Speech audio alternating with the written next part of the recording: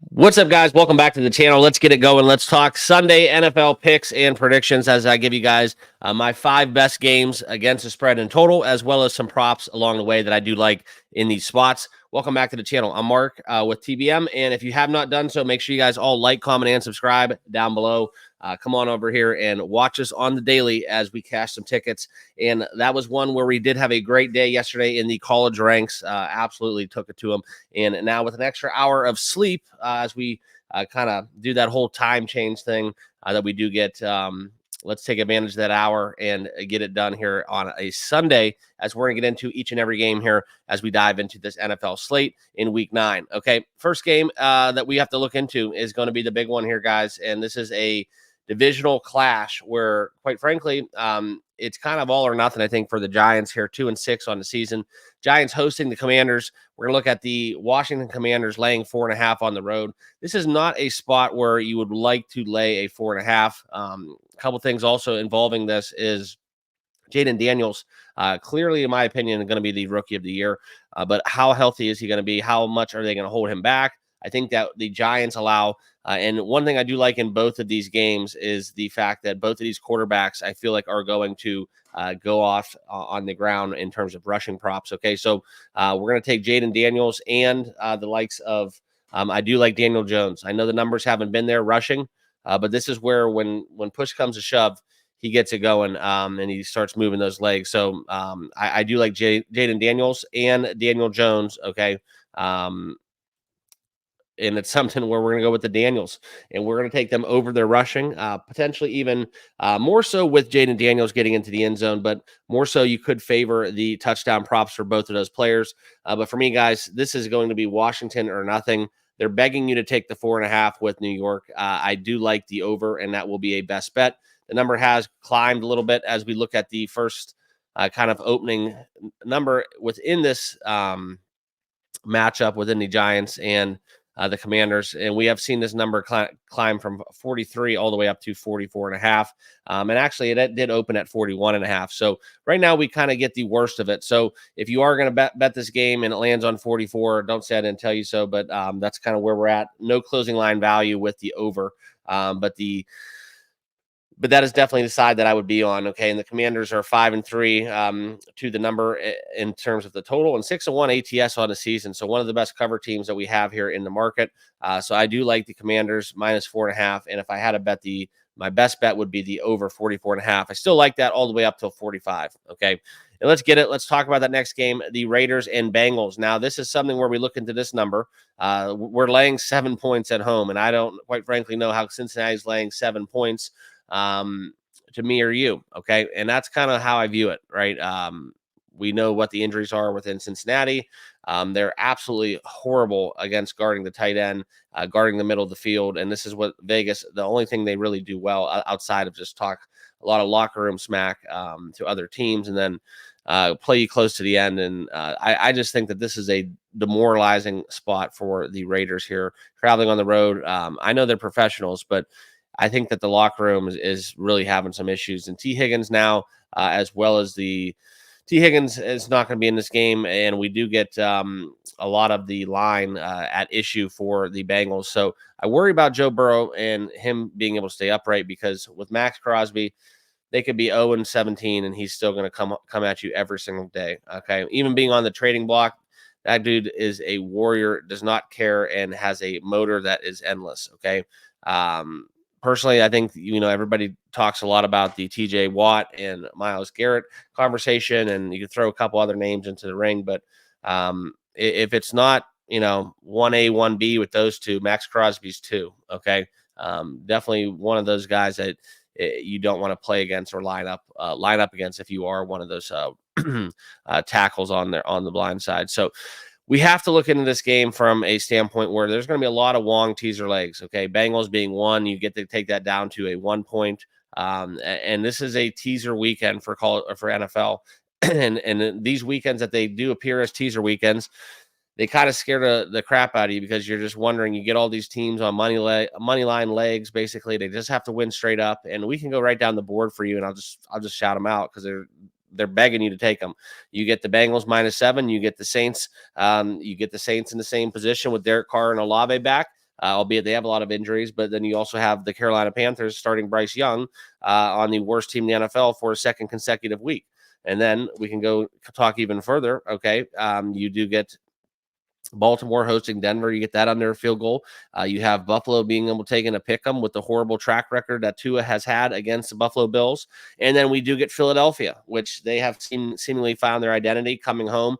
And this is the Doug Peterson return game where we get Philadelphia in a pick 'em as well. And then we can keep going because it is endless. Okay. You get Green Bay up to 10 at home. That's a long leg, as well as the likes of Kansas City down under a field goal. And probably my favorite spot, if I was going to tease anything, is the Minnesota Vikings here at home hosting the Colts. Okay.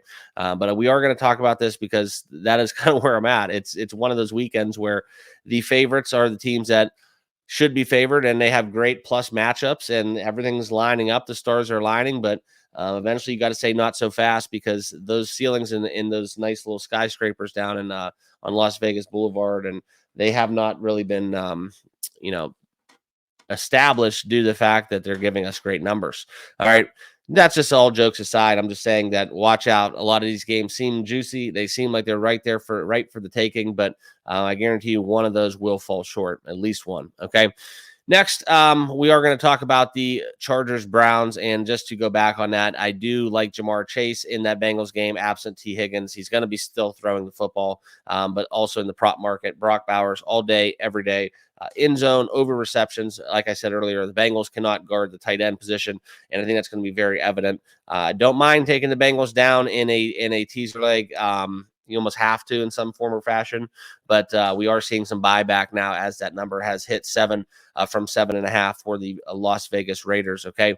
And quite frankly, it is something where I would not be shocked if it continued to move. This is a definite Vegas spot. And you could see what I'm talking about, where we're at a flat 7. I just don't really trust the Bengals. And this is a game where this is the Joe Burrow led Bengals, and they're healthy, and he's still getting knocked to the ground. I don't really care. I still think they're good enough to cover 7 against the Raiders, but not in this spot. It's just too close to the vest, and the sharper side would probably be on the Raiders if I had to give you guys the numbers. All right. And then this is going to be one, and we are rocking the brownie, the elf. We got a little bit of a pullover action going on right now, and we're going to go in line with probably, and unfortunately, this is in my opinion, the sharpest move of the day, taking the Cleveland Browns plus 1.5. It's the one that's, you see the money, you don't agree with it, but it's there. It's right there in front of you. Very similar to that South Carolina line that we saw last night against Texas A&M. Very, very similar. Okay. The Brownies 2-6 on the season, hosting the Los Angeles Chargers, and one of the elite defenses on both sides, but the Browns will be out. Seemingly they're going to be out Denzel Ward, and quite frankly, they really don't have anybody else going for them. I mean, it's just outside of a few linemen and Chubb and defenders, they're pretty much strapped. And one of their key roles on the defense, with that, whatever you want to call it, that the rover / Mike linebacker position, whatever their term is for the hybrid, Jeremiah Owusu-Koramoah at that outside linebacker kind of hybrid spot, looking to get healthy again, but a very, very big key for this defense. J.K. Dobbins comes back to Ohio. I'm not sure. I think he is a Cleveland guy. I might be mistaken on that. I'm not sure if he went to Glenville. But anyways, if you want to go into the Browns defense, they're going to have to make this game one-dimensional. They're going to have to get inside a phone booth. I think that Dobbins may get a little bit upended. Browns defense at home, this is a revitalized front. Myles Garrett celebrated Halloween. He's going to be fired up. So Herbert's mobility, we have this laundry list of issues for the Chargers as well. So I think this is a real muck it up game. I think we go under 43. That's my best bet. And also, unfortunately, I have to tell you guys, the number one spread of the day, that is in terms of sharp movement, has been the Browns plus 1.5. So this is where we're at. And unfortunately, this is going to be another one of those Sundays where I got to spend watching the worst of it, but we have seen this number drop. The Browns were plus 4, now seeing 1.5 in the market. So be careful with this one. Another great teaser leg if you want to take the Browns up to plus 7.5 at home.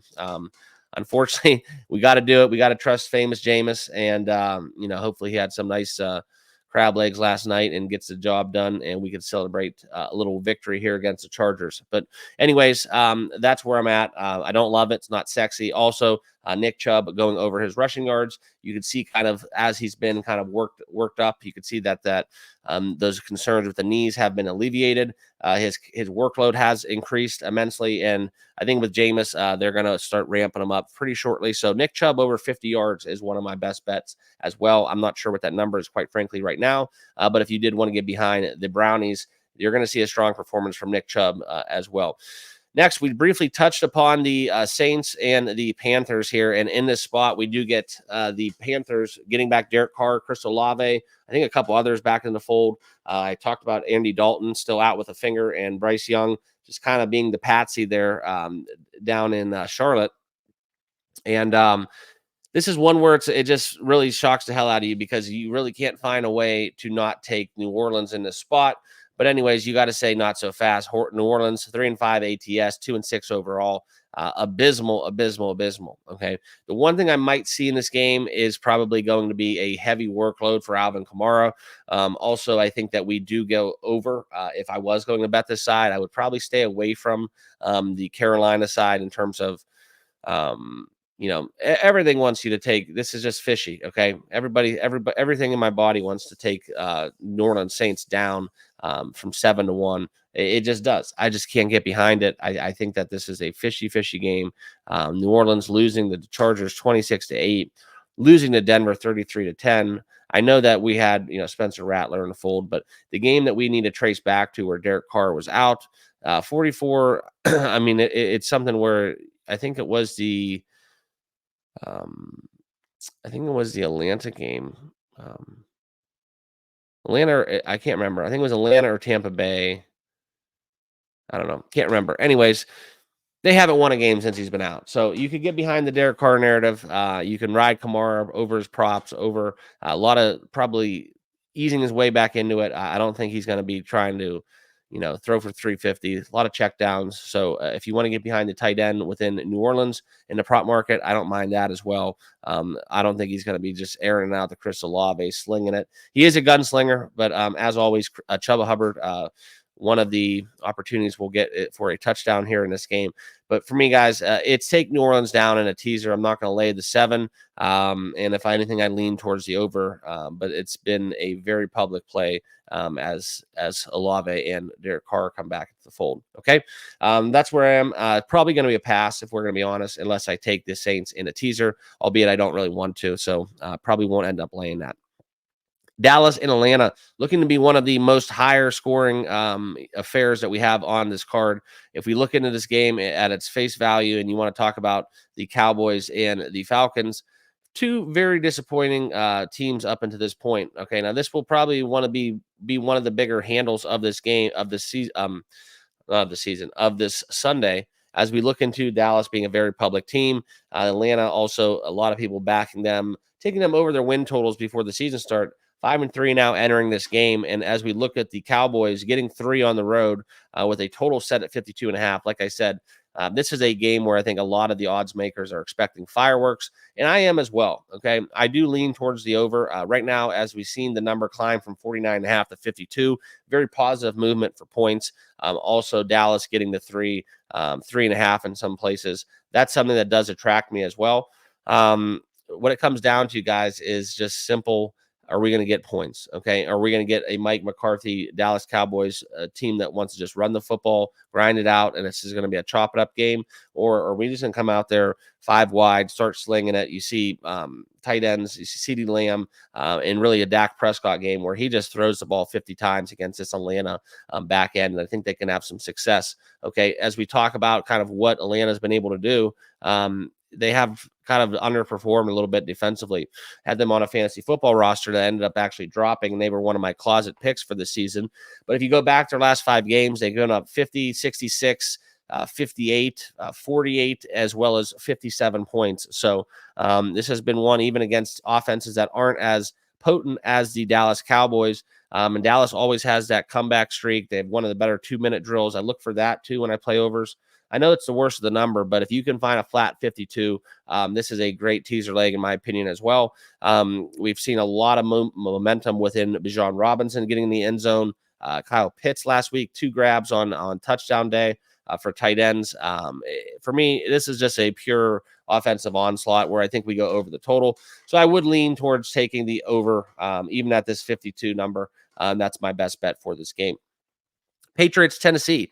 One of the kind of sharper bets that we've been hearing about all week. If you guys listen to podcasts, you listen to things that come down and network with people out there in the desert, you can see right now that Tennessee, looking there as a 3.5 point favorite, they're moving. Okay. They're moving. You're seeing way more of the bets are on the New England Patriots. I think the public has forgot that Tom Brady has retired, and so did Bill Belichick. But anyways, Tennessee, this is kind of one of those weird spots where you can't explain it. It's just I don't want to say trendy dog, because they're not. They're a home team favorite, but this is where we get the Tennessee Titans here. Get New England on a travel spot. Drake May makes another start, fresh off that win against the Jets. I think this is something, too, where you look at the Titans. This is a game that makes utterly zero sense to me other than the numbers. We get a weird kind of thing where Tennessee's down a crap ton of guys, and New England's starting a rookie quarterback on the road. So in the NFL, that doesn't usually bode well for a recipe for success. However, I do think this is a spot where maybe New England found something. This is too much for me to not take, but I think that if I was going to bet this game, I would like the plus 3.5.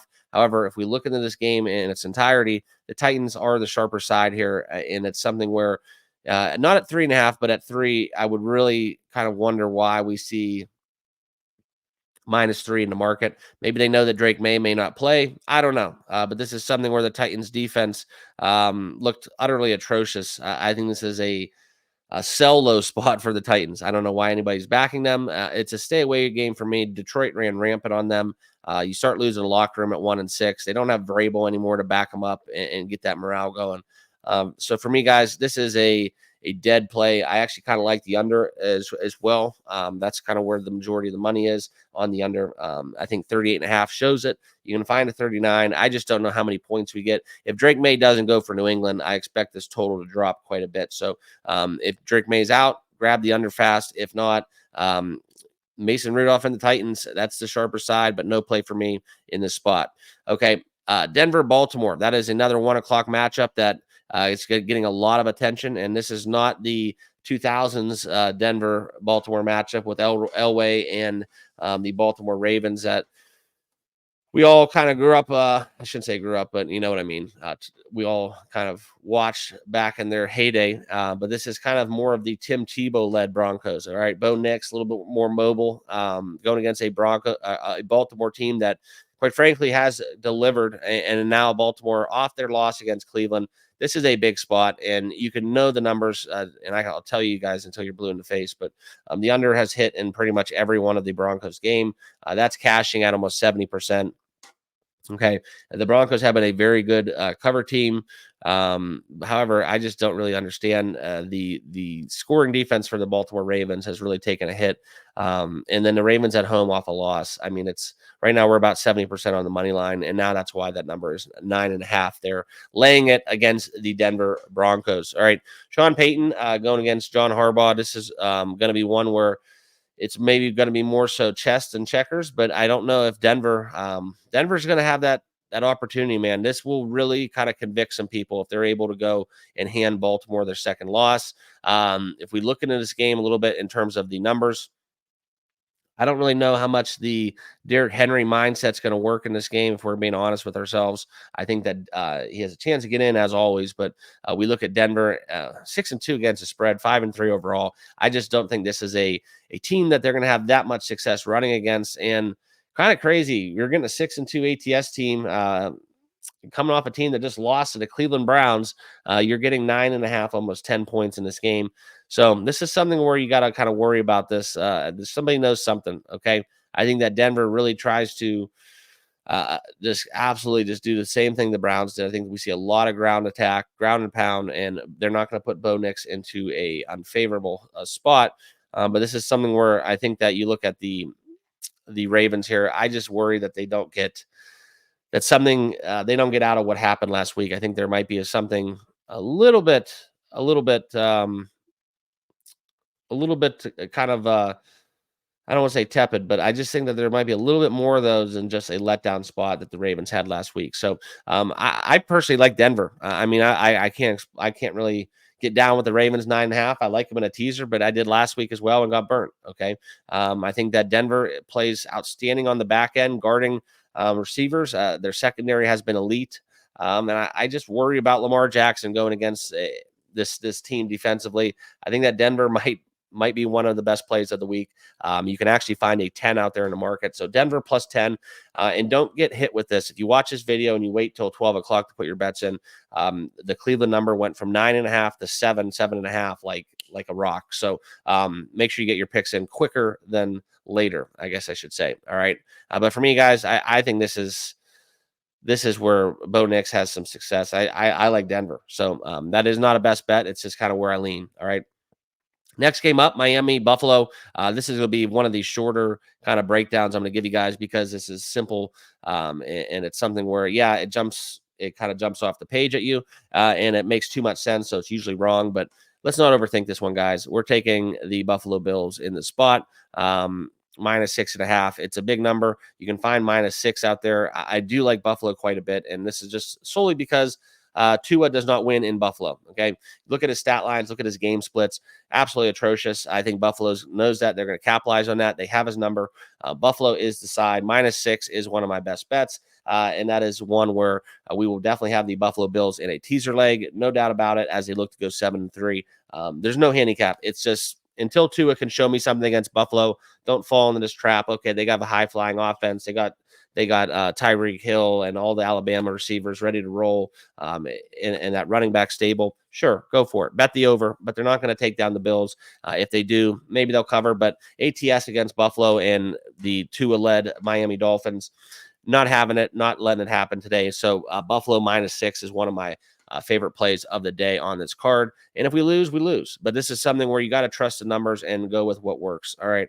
Jacksonville, Philly. Philly's found an identity. This is the first game on the 4 o'clock card. And we look into this as a 7.5-point favorite. Philadelphia, one of my favorite teaser legs of this week. It is chalky. It is a Philly crowd, but they're looking to go 6-2 against a horrible, atrocious Jacksonville Jaguars team as Doug Peterson returns back to the city of brotherly love. And I think that this is one where the Eagles are going to absolutely shove the ball down Jacksonville's throat.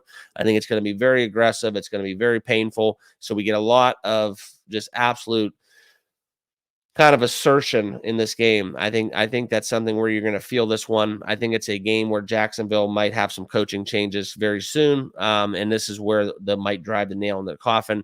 Philadelphia 7 out of 10 in their last 10 games at home. This is something where you look against the spread, though. Covering that number, they've been a failure, 28%, a horrible cover team, but we did see a lot of points. I actually do lean towards the over 46.5. 46, you can find it juiced up into -115, -120. But for me, guys, this is where I'm going to be taking Philly -7. I laid the 7. I like it. I don't love it. But I did lay the 7, lean towards the over. Jalen Hurts, anytime touchdown, I think is a firm bet. And then also we do get a little bit of a plus game matchup there for A.J. Brown on the outside. So this game sets up. It's teed up. We've seen it before where Jacksonville plays this one close to the vest. I just don't see it today, boys. I like the Philadelphia Eagles. And it's going to be one of my favorite teaser legs coupled with that Buffalo Bills it's like I said, guys, some of these Wong teasers are just too good to be true. We're going to eat them up and hopefully we cash them all. But that's something where I'd look at the Philadelphia Eagles as being one of my favorite plays of the day. And I don't say that much because I can't quite frankly stand a lot of things they do as an organization. We'll leave it at that. We'll keep it kosher on a Sunday morning. All right. Chicago and Arizona. This is something where you look at that devastation last week within what Jaden Daniels was able to hand that loss. Chicago is going to be fired up. They're going to want to play Chicago plus 1.5. Go for it. That's something that you got to love. But I think that you have to understand something. This is a Cardinals team with what we bring to the table. This attack is getting to be in the terms of the being very dynamic. Okay.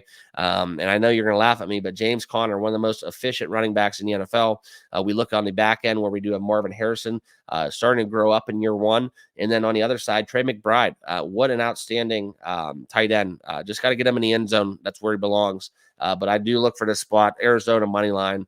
Arizona is one of my favorite plays of the day as well. I'm laying them minus 125. I'm not opposed to putting them in a teaser as well. I know you don't want to go across to zero, okay, but this is a great spot for Arizona, horrible spot for Chicago.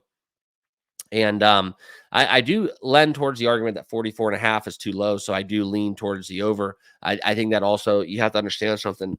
Chicago had some training wheels in these first 7 games of the season with a rookie quarterback. And now I think defensively, they're going to really have a stiff challenge as Arizona plays really well out west. I think this is a great spot. They're going to be all screwed up too. But I do think that we get a lot of swings out of the backfield for Chicago. So if you do want to get behind the DeAndre Swift narrative, I do like that from a pass catching standpoint. But for me, this is Arizona. I love this spot. I do like Arizona a lot, quite frankly, on the money line. So that's my best bet for that for that 405 matchup. Okay, and then probably the featured game is we go back to the old school way of doing things. The classic Detroit Lions, Green Bay Packers, traditional uniforms, but classic game. Anyways, this number has been seeing some weird movement, and if we're going to get down to the bottom of it, I have to tell you guys what's going on. This is potentially the best team in the NFL. We're talking about within the Detroit Lions. Albeit they're doing it without Aiden Hutchinson. 6-1 ATS, 6-1 straight up.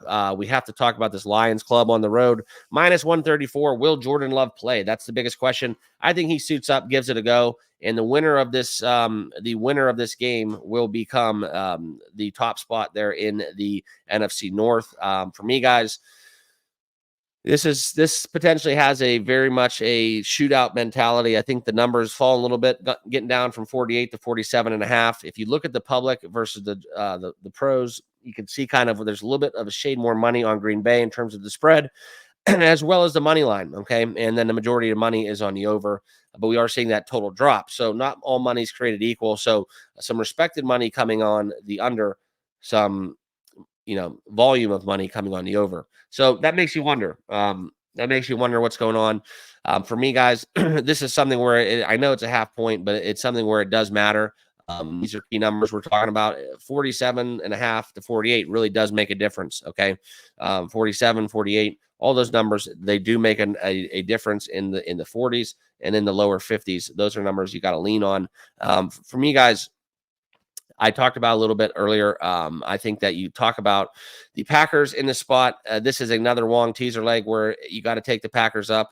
I think there's been some issues in terms of the both of these teams are banged up. Let's not sugarcoat it, but I think this is something where Lions have kind of dominated against Green Bay going back a few years. I think that Detroit Lions are, Jared Goff, I think he's getting kind of snubbed for this MVP consideration, but we'll see if he can bolster that today. Going against a Jordan Love team where people kind of had him pegged as being a closet, low-key kind of sleeper MVP candidate, okay? But I think this is something where there's too much value here on Green Bay.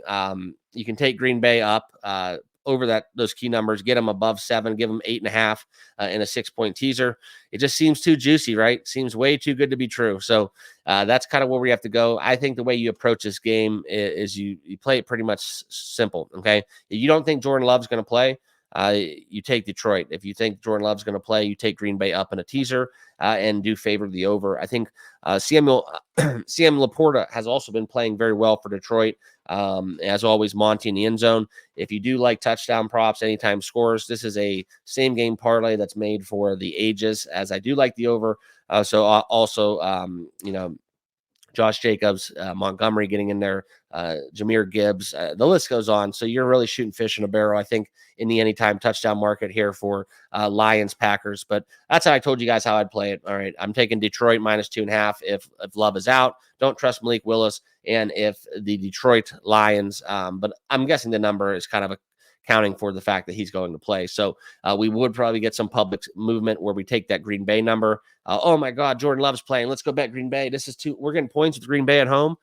It's just kind of one of those games. It's fishy. That's why I'm not going to lay it straight up. If he's out, I'm going to lay Detroit as quick as possible. All right. So keep refreshing that page on X. And if he isn't playing, if he is playing, that's kind of where I'm going to take Green Bay up plus 2.5 and probably I don't even mind teasing it with that over. All right, if we tease that with the over, we do get 41.5. And I think that's a very good opportunity, taking a same game teaser leg within Green Bay plus 8.5 and over 41.5 in the game. All right, next one. We do have one more to talk about before we hit the Sunday night special, which I will have a dedicated video for with the Colts and Vikings here Sunday 8:20, and then obviously the Monday night football game, Tampa Bay and Kansas City. That video will be out later as well. But the last game on the 1 and 4 o'clock slate that we're talking about is the Los Angeles Rams and Seattle Seahawks.